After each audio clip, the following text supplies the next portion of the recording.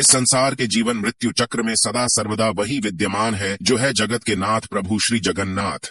दोस्तों, उड़ीसा अपने जगन्नाथ मंदिर को लेकर पूरी दुनिया में प्रसिद्ध है। हर साल लाखों करोड़ों संख्या में श्रद्धालु यहाँ आते हैं। लेकिन क्या आपको पता है पुरी में जगन्नाथ संस्कृति कैसे शुरू हुआ, उसके पीछे की कहानी क्या थी? जानने के लिए बने रहिए अंत तक। जगन्नाथ मंदिर हिंदुओं की सबसे प्राचीन और पवित्र मंदिरों में से एक है। जगन्नाथ मंदिर विष्णु के 8वें अवतार श्री कृष्ण को समर्पित है। पुराणों में इसे धरती का वैकुंठ कहा गया है। यह भगवान विष्णु के 4 धामों में से एक है। इसे नीलांचल, नीलगिरी और श्री जगन्नाथ पुरी आदि भी कहा जाता है। स्कंद पुराण के अनुसार यहाँ भगवान विष्णु पुरुषोत्तम नीलमाधव के रूप में अवतरित हुए और सब्र जनजाति के परम पूज्य देवता बन गए। राजा इंद्रद्युम्न मालवा का राजा था। उन्होंने यहाँ कई विशाल यज्ञ किए और एक सरोवर बनवाया। एक रात भगवान विष्णु ने उनको सपने में दर्शन दिए और कहा, नीलांचल पर्वत की एक गुफा में मेरी एक मूर्ति है, उसे नीलमाधव कहते हैं। तुम एक मंदिर बनवाकर उसमें मेरी यह मूर्ति स्थापित कर दो। राजा ने अपने सेवकों को नीलांचल पर्वत की खोज में भेजा। उसमें से एक था ब्राह्मण जिसका नाम था विद्यापति। विद्यापति ने सुन रखा था कि सब्र कबीले के लोग नीलमाधव की पूजा करते हैं और उन्होंने अपने देवता की इस मूर्ति को नीलांचल पर्वत की गुफा में छुपा रखा है। वह यह भी जानता था कि सब्र कबीले का मुखिया विश्ववसु नीलमाधव का उपासक है और उसी ने मूर्ति को गुफा में छुपा रखा है। चतुर विद्यापति ने मुखिया की बेटी से विवाह कर लिया। आखिर में वह अपनी पत्नी के जरिए नीलमाधव की गुफा तक पहुंचने में सफल हो गया।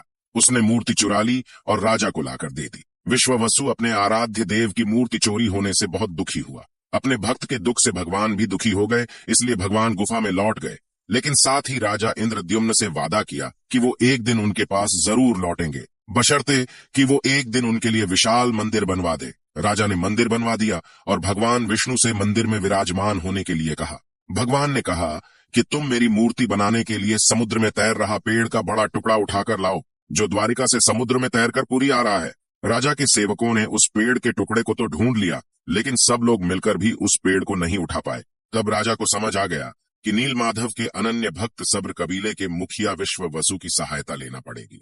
सब उस वक्त हैरान रह गए जब विश्ववसु अकेले भारी भरकम लकड़ी को उठाकर मंदिर तक ले आए। अब बारी थी लकड़ी से भगवान की मूर्ति बनाने की। राजा के कारीगरों ने लाख कोशिश की, लेकिन कोई भी लकड़ी में एक छेनी तक भी नहीं लगा सका।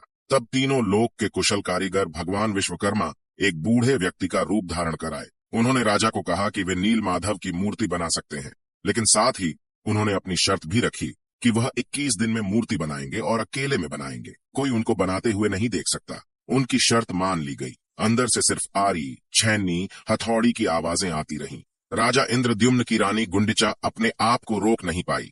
वह दरवाजे के पास गई तो उसे कोई आवाज सुनाई नहीं दी। वह घबरा गई। उसे लगा बूढ़ा कारीगर मर गया है। उसने राजा को इसकी सूचना दी। अंदर से कोई आवाज सुनाई नहीं दे रही थी तो राजा को भी ऐसा ही लगा। सभी शर्तों और चेतावनियों को ना मानते हुए राजा ने कमरे का दरवाजा खोलने का आदेश दिया और जैसे ही दरवाजा खोला गया तो राजा ने देखा कि बूढ़ा कारीगर जैसे गायब हो गया है और अपने पीछे आधा बना 3 मूर्ति छोड़ गया है, जो आज प्रभु जगन्नाथ, बड़े भाई बलभद्र और छोटी बहन सुभद्रा के रूप में पुरी के श्री मंदिर में पूजे जाते हैं। आपने देखा होगा कि जगन्नाथ के हाथ पैर आधा बना हुआ है, जिसका कारण यही बताया जाता है। दोस्तों, क्या आपको पता है प्रभु जगन्नाथ को भी बुखार होता है। कभी कभी ठीक भी हो जाते हैं पर कभी कभी नहीं।